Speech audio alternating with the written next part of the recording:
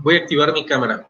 Chicos, buenos días. Bienvenidos a la clase del día de hoy, 12 de mayo del año 2020, nuestra clase de serigrafía. Quisiera primeramente comenzar con su participación, por favor, sobre lo que escribieron, sobre lo que investigaron referente a los antecedentes históricos de la serigrafía, hasta dónde se remonta, qué fue lo que más les sorprendió para ustedes, qué es lo que le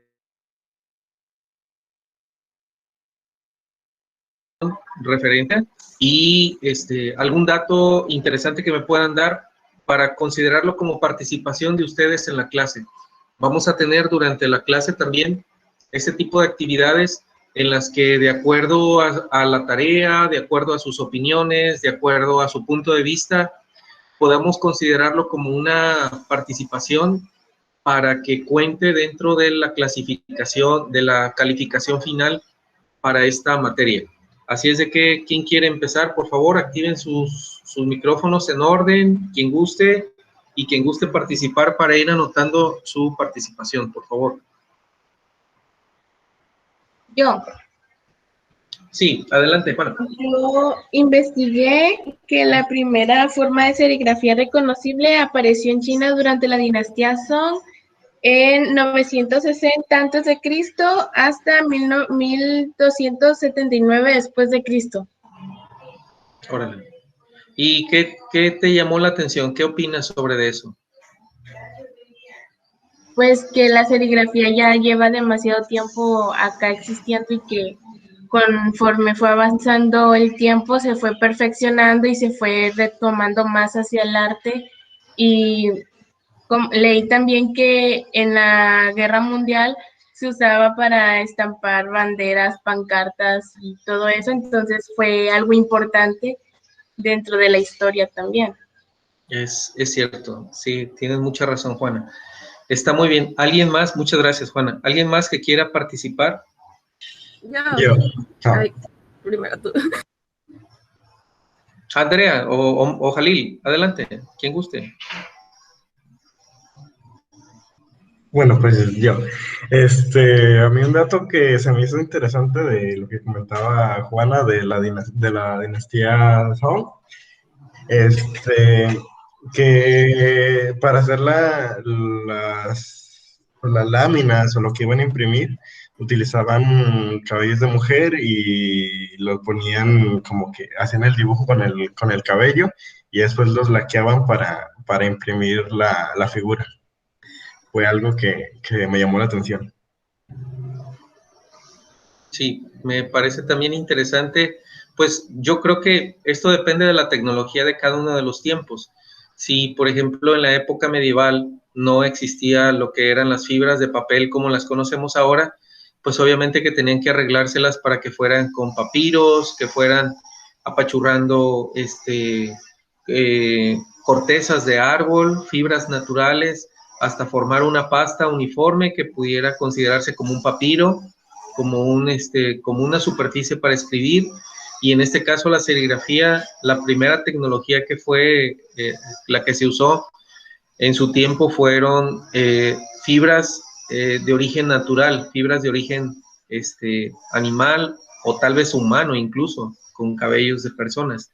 Entonces eso habla de la tecnología que utilizamos ahora, pues nos ha permitido el desarrollo de productos químicos, de fibras, incluso sintéticas, de resistencia de materiales diferentes.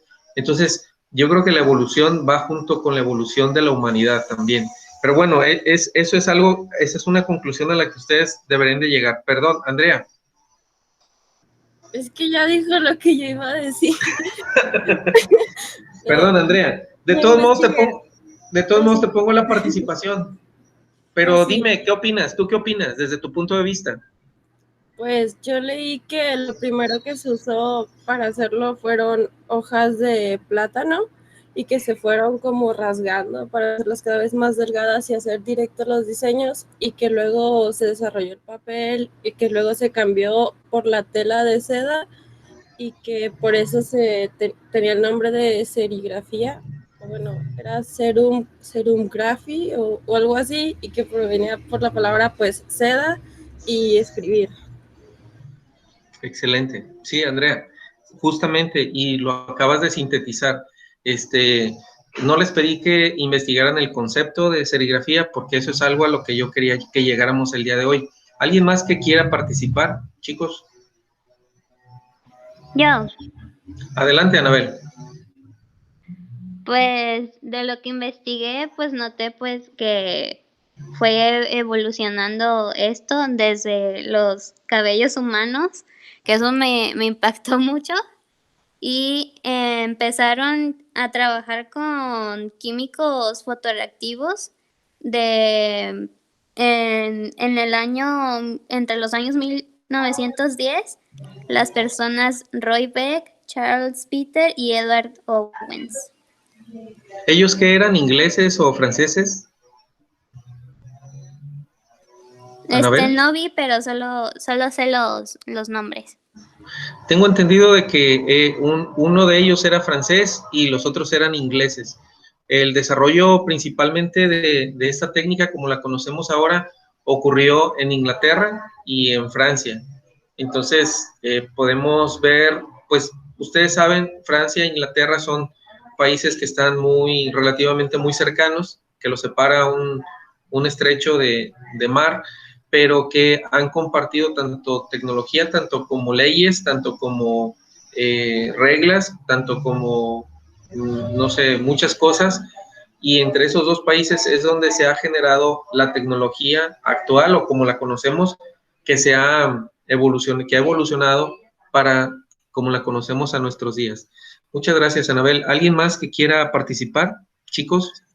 Yo, profe, Adelante. que creo que fue Guy, no sé qué, Mayflower, sí, ¿Sí? que fue el primero en utilizar la serigrafía de manera artística. Creo que en 1932, sí, y que Sí. usaba de 9 pulgadas por 11 y que algo así como que desperdició 40 de esos hasta llegar a lo que quería básicamente. Y, A perfeccionar la técnica, me imagino, en su tiempo. ajá. Muchas gracias, Manuel. ¿Alguien más que quiera participar?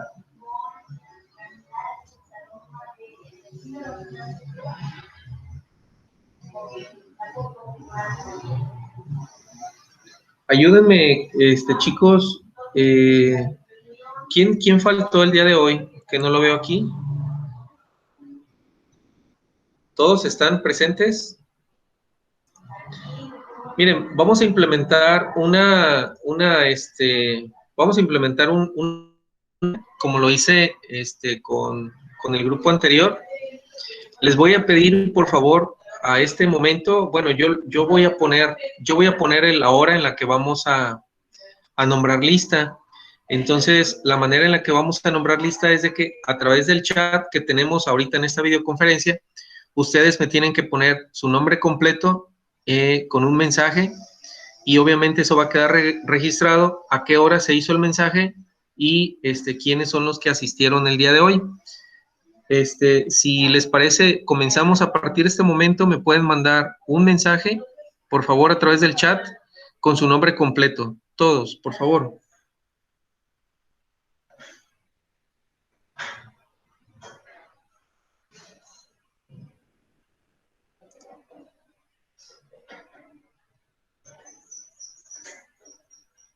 Chicos, no me han mandado su chat con su nombre. Aquí del lado derecho, hay una parte para mandar mensajes. Ah, correcto. Perdón.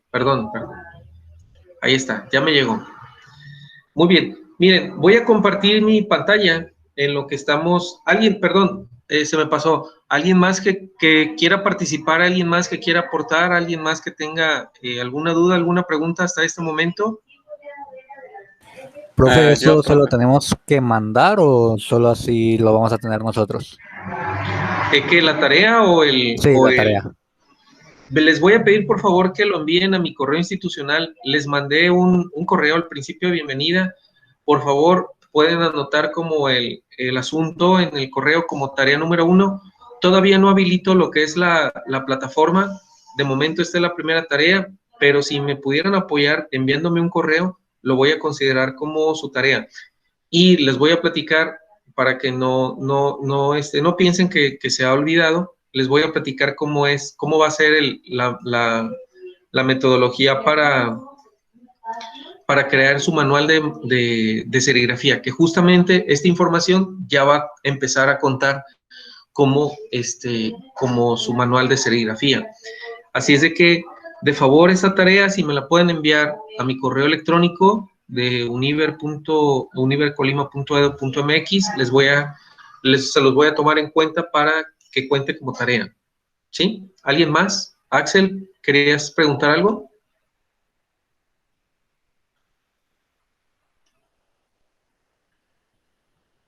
Axel. Yo no, era Jorge. Quería hablar. Perdón. Ya, Perdón. pues lo mismo, que desde tiempos remotos, como he visto aquí, se ha evolucionado bastante en cuestión de la serigrafía. Una de las fechas que más, por así decirlo, me llamó la atención fue al principio.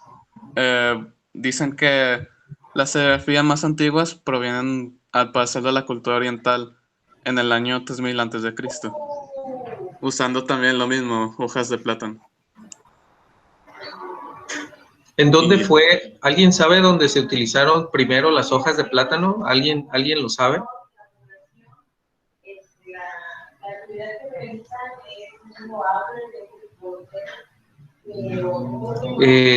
Bueno, si no, eso significa que entonces no leyeron ese detalle, o tal vez la página donde lo consultaron no lo traía. No importa, se los voy a comentar. Fue en Filipinas, por eso fue en Asia. En Filipinas, en Manila, ustedes saben que nosotros tenemos mucha familiaridad con las islas de Filipinas, particularmente aquí en la zona occidente de México. ¿Por qué? Por ejemplo, hace 1200 años, por ejemplo, aquí en esta zona no había palmas de coco como las conocemos, por ejemplo. Esta es una aportación de Filipinas. Los plátanos también aquí no se producían en Filipinas. Es cierto que en el globo terráqueo, en la esfera que conforma el planeta, nosotros nos encontramos en el mismo paralelo, en la misma línea que circunda el planeta, y lo compartimos con Manila, con Filipinas. ¿Esto qué significa? Que tenemos el mismo clima, que tenemos las mismas condiciones de ambiente que tienen en Filipinas.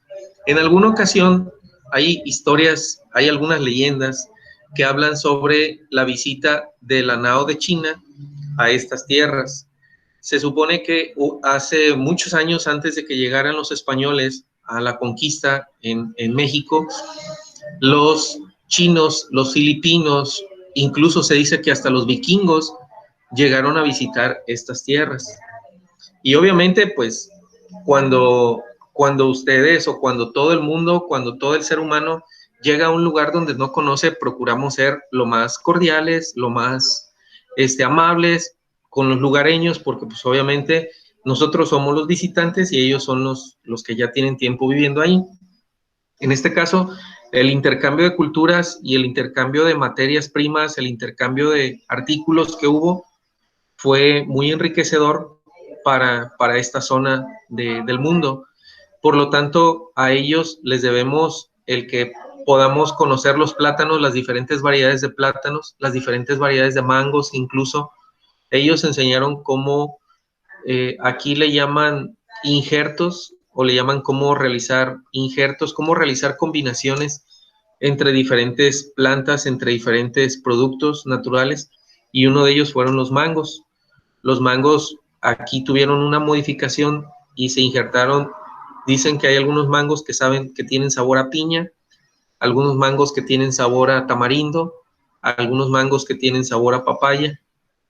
Entonces, Ellos fueron los que, gracias a ellos, nos enseñaron a desarrollar muchas cuestiones. En fin, me estoy desviando un poquito, pero lo que quería decirles es que gracias a los filipinos es que ellos descubrieron que la fibra del plátano, las fibras, ¿cómo se puede decir? Lo que compone la corteza del plátano era muy delgado, eran fibras muy, muy finas, como el enequén, en este caso, o como el maguey, por ejemplo, todas las variedades que son del maguey, ellos así utilizaron el plátano, lo ponían a secar al sol, de alguna suerte lo apachurraban, ¿cómo se puede decir?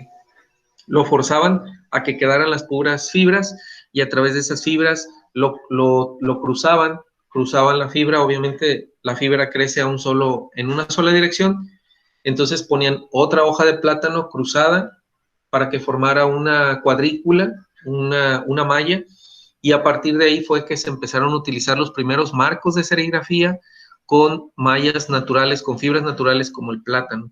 Entonces, a eso es a lo que se refiere ese tipo de culturas. Pero obviamente lo primero fue, imagínense ustedes, poner su mano sobre una piedra, poner su mano sobre las rocas, sobre las cavernas, y sobre de ellas rociarles algún pigmento combinado con agua, combinado con alguna sustancia, de tal forma de que la mano se queda como un positivo, se queda como un molde, en donde todo lo que está alrededor de la mano, pues obviamente que se va a pintar, se va a quedar plasmado en la roca, en la piedra. Ustedes quitan la mano y obviamente pues, lo que va a quedar va a ser el puro contorno. Esos fueron los primeros usos o usos conocidos que se le dice a la serigrafía, desde tiempos de las cavernas inmemoriales. Si tenemos 11,000 años de antigüedad de las culturas, de las primeras culturas que hubo, eso significa entonces de que desde entonces se han encontrado en cavernas en Italia, en Francia, en diferentes partes del mundo se han encontrado esta forma que se le llamaba estarcido. El estarcido es rociar algo sobre un pigmento, sobre cierto objeto, superficie o hacia cierta superficie, de tal forma que al retirar el objeto que está sirviendo de molde, nos quede el contorno. Y eso es una técnica bastante utilizada en el mundo. Si me lo permiten, voy a compartir mi pantalla.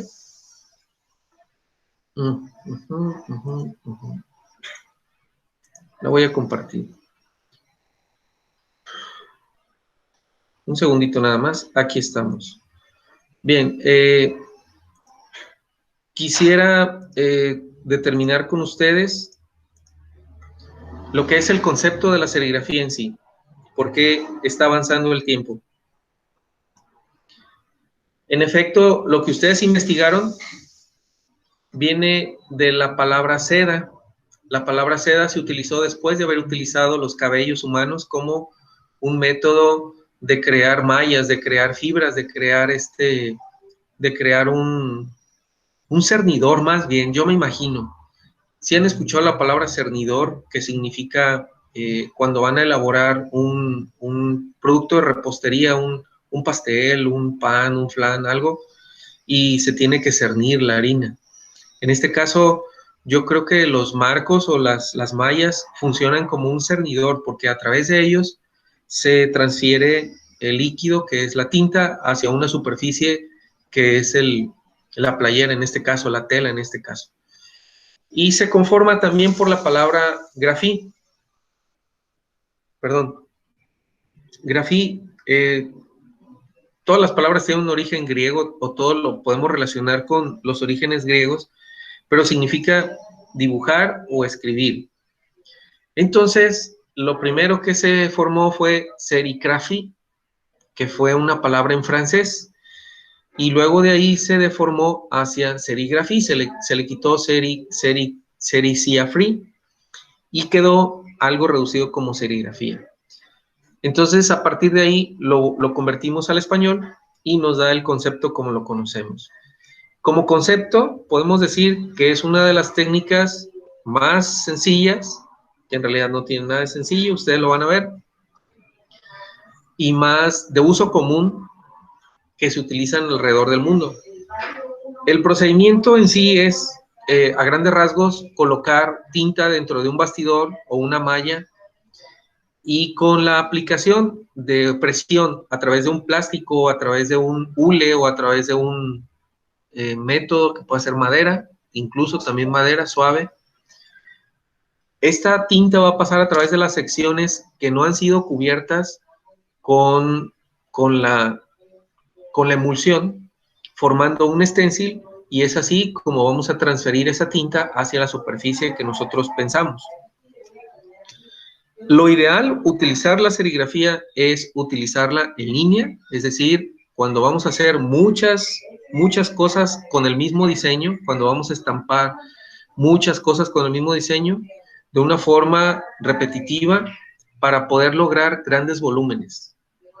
Entonces, esa es una de los usos que tiene la serigrafía. Ustedes me imagino, han visitado Walmart, han visitado alguna tienda departamental. No vayamos tan lejos. No sé si ubican la tienda de Cuidado con el Perro.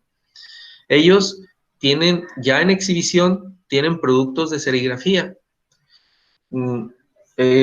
Ustedes pueden entrar y pueden decir, esta no me gusta, esta sí me gusta, esta me gusta poquito, esta me gusta. Bueno, ellos apuestan porque sus diseños, ellos apuestan porque sus estampados que tienen en las camisas van a ser de su agrado y ustedes las van a comprar.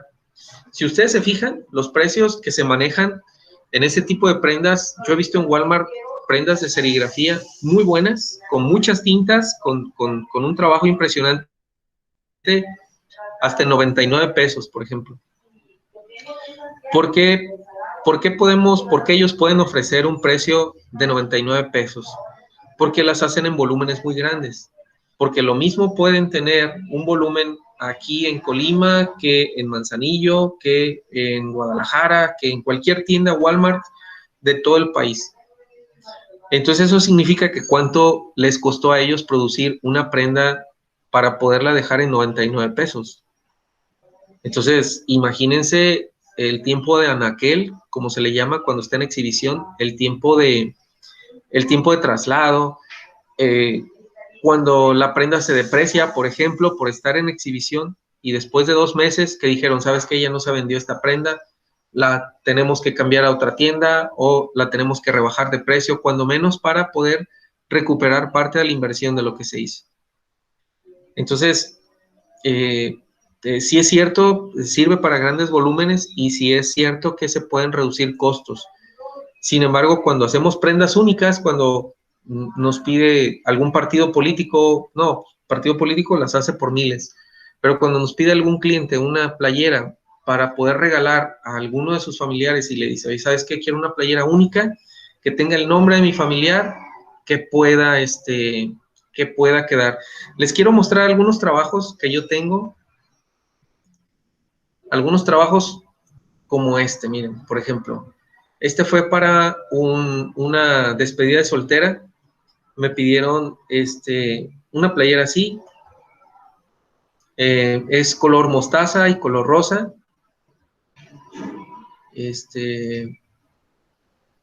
esos son los detalles de la playera, este es el estampado de la playera.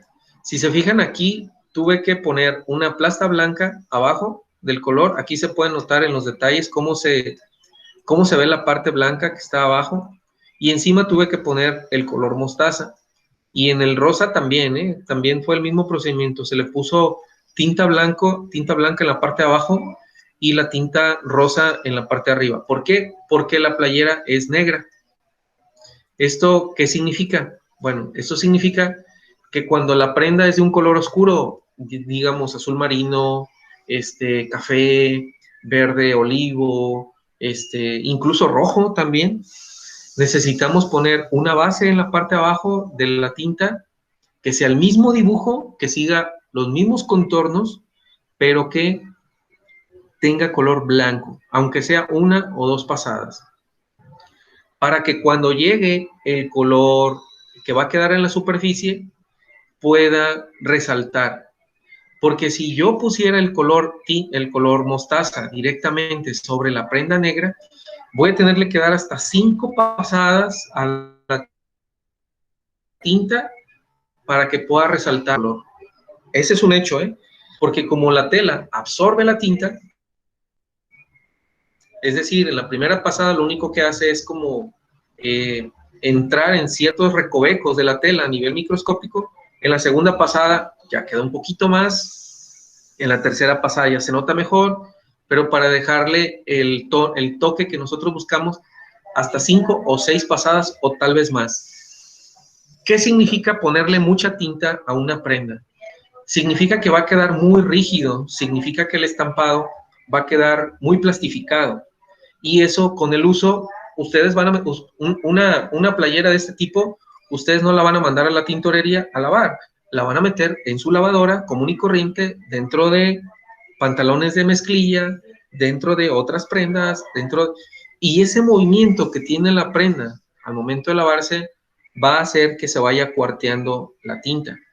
Entonces, lo más recomendable es de que las capas de tinta que nosotros apliquemos a una playera no sean tantas, que sea lo menos posible para que se pueda dar esa flexibilidad y ese agarre que queda sobre la prenda, sobre la tela. Entonces, eso es bien importante que pensemos. No es lo mismo estampar en una tela blanca o en una tela clara, que puede ser amarillo, azul cielo, azul incluso, azul turquesa. No es lo mismo estampar que estampar en un color oscuro. Y eso ya lo pueden ir checando. Cuando ustedes vayan a Walmart, cuando ustedes vayan a alguna tienda departamental, ya vayan tocando las playeras y vayanlas revisando de cerca para que vean todos los detalles a los que se enfrentó el serigrafista cuando las estampó. Entonces eso es bien importante. Aquí tengo otros ejemplos. Por ejemplo, este de aquí es una playera de aniversario. Este es un color claro. Esta no necesita llevar tinta blanca en el fondo. Los colores caen directamente sobre ellos. Aquí estamos hablando de 2 colores, que es un color piel y un color marrón. Los dos están combinados para que puedan coincidir. Si se fijan, aquí el registro que se le llama a la parte en donde embona un color con otro, en esta parte de aquí hay una diferencia. Eso va a ser bien común en un diseño de serigrafía. Es imposible que caiga exacto. Podemos hacerlo que visualmente se vea exacto, pero, por ejemplo, aquí, miren, esta distancia que hay entre estos 2 objetos y la distancia que hay entre estos 2 objetos no es la misma, obviamente, pero visualmente se ve bien, y de lejos, pues, obviamente que se ve mejor. Aquí he hecho algunos otros trabajos para un grupo de música, una banda de música aquí de Colima, y estos eran en plateado y en dorado, con tinta dorada, con tinta plateada. También con tinta blanca, me pidieron varios colores, la verdad. Estos son los positivos, los que yo les comentaba, es papel albanene, la medida es 13 por 19. Yo lo calculé después de todo este tiempo, calculé que la medida de 13 pulgadas por 19 pulgadas es lo más adecuado para estampar en marcos de medidas de 50 por 60, que es lo que se trabaja comúnmente. Así están ya revelados estos mismos marcos, estos mismos positivos se revelan de esta forma y quedan de esta forma. Como les comentaba, la emulsión es líquida, se aplica sobre el marco, se tiene que secar, se revela, se tiene que mojar, y obviamente que entre los procesos, el proceso del secado tiene que ser en el sol. El proceso, después de haberlo revelado, se tiene que poner al sol para que el sol lo termine de secar. Como la madera es porosa y absorbe agua, se tienen que trabajar secos los marcos. Este es otro trabajo que hicimos para Protección Civil de Zapotitlán de Vadillo, Jalisco. Esas son las mismas. Esa es extendida. Miren, este trabajo fue un trabajo que les quería mostrar muy bonito. Este es algo, una playera personalizada para una persona que tiene su nombre aquí, con un diseño adaptado. La tinta es dorada, el fondo es blanco, y dorado. Este es en un color tinto, lo hice en una tela de color tinto, aquí hice las pruebas. Es importante pensar en que tenemos que hacer pruebas. Si se fijan aquí, hay un poquito de textura, se ve la textura en las letras doradas. Es la textura de la tela. La tela es tela deportiva y tiene como agujeritos, tiene como ¿cómo se le puede llamar? Como huecos, como portillitos, la tela. Esta es desde otro ángulo, para que se viera un poco el brillo de la tinta dorada. Esta textura nos la da la tela. La tela, si se fijan, aquí es cómo está la tela, los puntitos, los cuadritos del que conforman la tela, y aquí está la tinta sobre esa textura. Entonces, es importante también que consideremos eso de la textura de la tela. Aquí se ve un poquito mejor. Aquí tiene huecos, por ejemplo, la parte que pareciera que está en negro, en realidad no es negro, sino que son los huecos que dejamos para que la tela nos sirva como de remarque o para marcar. Y esa es la estrategia que tenemos en la serigrafía. Aquí hice una prueba, la verdad es de que nunca lo había hecho, fue poner tinta morada, tinta rosa, tinta verde y tinta fuchsia en un solo arrasero, darle una pasada al diseño y que se continuara la tinta desde un extremo hasta el otro. Y creo que me quedó más o menos chido, no puedo decir chido totalmente, ¿verdad? Porque fue la primera vez, pero a partir de ahí empezamos a hacer combinaciones de colores. ¿Cuál es el inconveniente? Pues de que tenemos que hacer prenda por prenda. Es decir, imagínense que les encargan 20 playeras así. Entonces, pues obviamente que tenemos que reducir, que tirar el resto, lo que se echó a perder de la tinta, y tenemos que volver a poner más tinta. Este es mi pulpo. Perdón, no hemos llegado a ese punto, pero a esta herramienta le llamamos pulpo porque parece que tiene muchos brazos, tanto las estaciones de trabajo como las paletas. Ese es el pulpo visto desde arriba, varios colores. Y empezamos haciendo esto, aplicando la tinta de color blanca, por ejemplo. Después aplicamos la tinta de color gris, se va ya formando un poquito más el dibujo, y al final ponemos esta era de 4 tintas, ponemos ahora el color verde, que conforman los auriculares del conejo y la bufanda, y al final ponemos el contorno negro, que enmarca justamente los colores o enmarca el dibujo. Como les decía, el registro es muy complicado a veces, el dibujo. A veces vemos aquí la diferencia, el color de la prenda, que es azul. Pero voy a regresarlo un poco. Estaba haciendo justamente este trabajo. Miren, aquí tengo la tinta negra, aquí tengo la tinta verde, aquí tengo la tinta roja, acá tengo la tinta blanca y acá la tinta gris. Entonces, lo que se hace, se aplica primero el blanco, que es el fondo, se aplica el gris, se aplica el verde y el rojo, verde y rojo, y después se aplica el negro. Y con el negro enmarca o le da una mayor vista.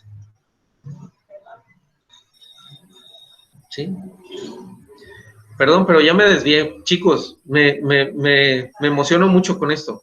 Estábamos viendo el concepto de serigrafía. Miren, estos son algunos datos históricos, algunos antecedentes históricos, como les decía. En las primeras civilizaciones se dio a ver, ¿me lo permiten? Voy a ver si no me he pasado del tiempo. A las 11:30 se termina, entonces 11:20 estaremos finalizando.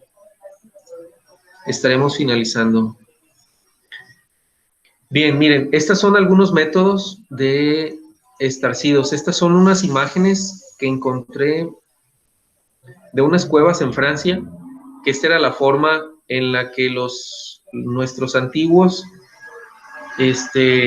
plasmaban partes de su cuerpo sobre la roca. Después, en las islas Fiji, que son cerca de Filipinas, fue donde empezaron a utilizar las hojas de plátano. Aquí se ve en esta imagen algo muy burdo, o sea, lo que ellos decían, recortaban las hojas de plátano y hacían imágenes. No, o sea, era más complicado. Ellos, los asiáticos, siempre han sido muy curiosos, siempre han sido muy metódicos, siempre han sido, y ellos saben que tienen muchos años para poder desarrollar la técnica. Entonces, créanme que no es algo tan sencillo como solamente recortar las hojas de plátano y echarle polvitos y ya quedó. No, eran mucho más detallistas. Armaban bastidores completos con la fibra de los plátanos. Entonces, la realidad supera muchas veces la ficción. Hay antecedentes también entre los griegos, los egipcios y los romanos, en donde se utilizaron técnicas de la serigrafía o los principios de las técnicas de la serigrafía para desarrollar desde esténciles muy básicos hasta como para marcos ya como los conocemos. Es entonces que hasta el año 960 a.C. Empieza con la dinastía Song y se empieza con el uso de otras telas que no eran fibras naturales. Al final, los japoneses retomaron el estarcido, que es el arte que ellos utilizan, y empezaron a utilizar sellos o cepillos para poder pasar sobre esténciles un polvo que se quedara grabado sobre el papel. Hasta este punto, si ustedes se fijan, la serigrafía puede ser una técnica muy cochina o sucia. ¿Por qué? Porque obviamente que cuando uno maneja polvos que son tintas o cuando uno maneja pegamentos para poder unir bastidores y todo aquello, siempre nos vamos a manchar de las manos. Yo creo, como les dije el día de ayer, yo creo que un serigrafista debe de ser limpio. Yo sí he conocido serigrafistas que tienen un relajo en su taller y que tienen tinta pegada en el piso, las herramientas están llenas de tinta. Sí he conocido, pero la verdad creo que ese no es un verdadero serigrafista. Un serigrafista debe ser cuidadoso, que si utiliza una herramienta, rápido, terminando de utilizarla, la limpia sus marcos, limpia el área donde va a trabajar, tiene espacio, tiene luz suficiente para poder ver los detalles que está haciendo, tiene ventilación porque es caluroso a veces trabajar con la serigrafía. Entonces yo creo que un serigrafista debe ser cuidadoso, detallista y limpio. Entonces, si ustedes traducen toda esta historia de la humanidad a todos los métodos que se utilizaron para desarrollar la serigrafía, se van a dar cuenta de que son métodos que implican polvos, tintas, solventes, y que hay que tener cuidado con ellos. Muy bien. Pues estos son los antecedentes que ustedes investigaron, chicos. Prácticamente coincidimos, prácticamente la información que tenemos en internet. Hay algunos libros de referencia, hay algunos autores que han escrito sobre estoy tratando de buscar. Hay un libro de serigrafía que tuve la oportunidad de comprar, que es el que viene en la referencia.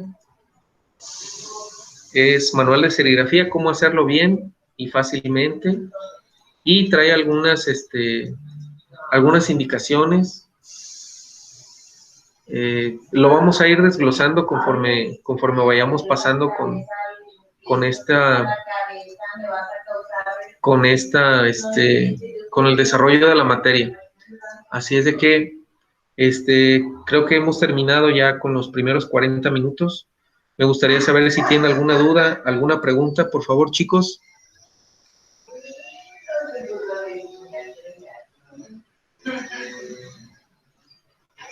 Primero saber si están ahí, si no los enfadé. Adelante, Ernesto. Yo voy a preguntarle como cuánto tiempo puede llegar a tardarse en hacer esos tipos de camisas. La intención es de que podamos, al final del curso, que ustedes sean capaces de poder realizar trabajos así a 4 tintas. Esa es la intención. O sea, obviamente, como ustedes se pueden dar cuenta, esto es más que nada práctico. Esto es más que nada de qué ángulo tengo que utilizar para inclinar la mano, para poder distribuir la tinta sobre la malla, cómo tengo que acomodar la playera. O sea, esto es práctica, justamente.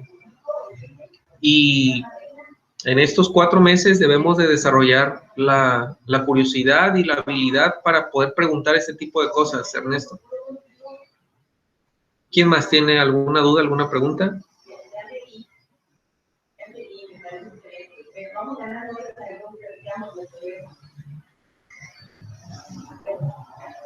Ahora, es importante que yo me ponga en los zapatos de ustedes y que lo vea desde el punto de vista de un diseñador gráfico, porque ustedes están desarrollándose como diseñadores gráficos.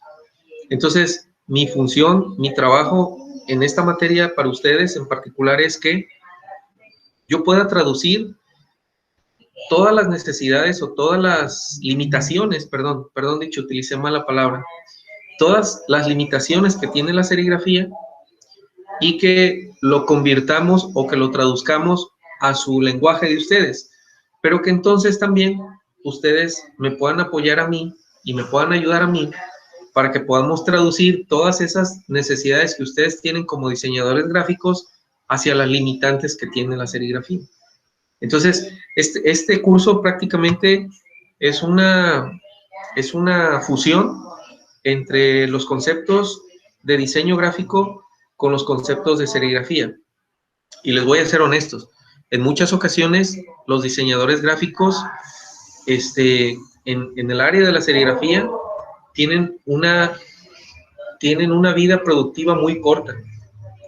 Es decir, hay una gran rotación de personal de diseño gráfico que trabaja en las áreas de serigrafía constantemente. En mi experiencia, en lo que yo conozco. No sé en otras ciudades, no sé en otros estados, no sé en otros países si sea así, pero en lo que es esta área de Colima, yo les puedo decir que hay diseñadores que duran trabajando solamente 2 meses cuando entran a un taller de serigrafía. ¿Por qué? Porque no logran embonar esa parte de su formación profesional con la parte manual o con la parte técnica, con la parte, con el mundo real, con la vida práctica. Entonces mi función, yo, Gavino, en este curso, hacia ustedes, hacia todos ustedes, es decirles a qué se van a enfrentar cuando quieran trabajar en un lugar en donde se dedique la serigrafía y cuál es la perspectiva que ustedes deben de tener para que su tiempo de trabajo, para que su estancia en ese negocio, en ese lugar, sea primero lo más agradable posible y después sea lo mayor que estén trabajando ustedes ahí. Entonces, debemos tanto ustedes como yo aterrizar muchos conceptos, embonar muchos conceptos y conocer las limitaciones de la serigrafía para que ustedes se sientan cómodos, para que ustedes estén tranquilos. Por eso yo les decía ayer, primero hay que divertirnos y después hay que ver cómo le vamos a sacar provecho a la serigrafía. Así es de que primero desarrollen esa curiosidad, elaboren todas las preguntas que puedan, piensen en lo que sí se puede, lo que no se puede, qué sí se podría, qué no se podría. Yo, por ejemplo, al principio decía, cuando iba a Walmart y decía, ¿cómo pueden ponerle en la serigrafía los brillitos a los diseños ahí? No sé, por ejemplo, hacen playeras de Sailor Moon. Bueno, ya ahorita no existe Sailor Moon. Pero hacen playeras, por ejemplo, los Avengers.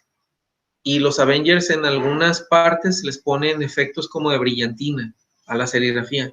Y yo decía, ¿cómo será posible que lo hagan? Bueno, hay una forma en la que cuando la tinta está fresca todavía, cuando le dan la pasada con el rasero a la playera, y le aplican encima, le aplican brillantina literalmente. Entonces, la serigrafía logra ¿cómo? Adherirse a la tinta lo suficiente para que se pueda quedar pegada y resista las lavadas en la playera. Obviamente ya después se plancha o se calienta o con algún método se solidifica la tinta y queda permanentemente ahí en la playera. Obviamente pues tiene su resistencia. Hay tantas lavadas, hay una... La medida aquí de la resistencia se mide en cuántas lavadas resiste cierto estampado. Hay estampados que solamente resisten 20 lavadas, por ejemplo. Hay estampados que resisten mucho más. Y así sucesivamente. De eso vamos a hablar también en el curso. Bueno, creo que ya se me terminó el tiempo para ustedes. Chicos, voy a estar disponible en el WhatsApp para cualquier duda, para cualquier pregunta. Espero no haberlos aburrido. Espero haber cumplido con las expectativas de la información de lo que ustedes encontraron. Para el día de mañana, les voy a pedir de tarea, por favor, esta va a ser la tarea, que revisen entre su ropa, entre su guardarropas, entre sus prendas que ustedes utilizan, que revisen cuáles son las que puedan estar estampadas con serigrafía que ustedes hayan usado.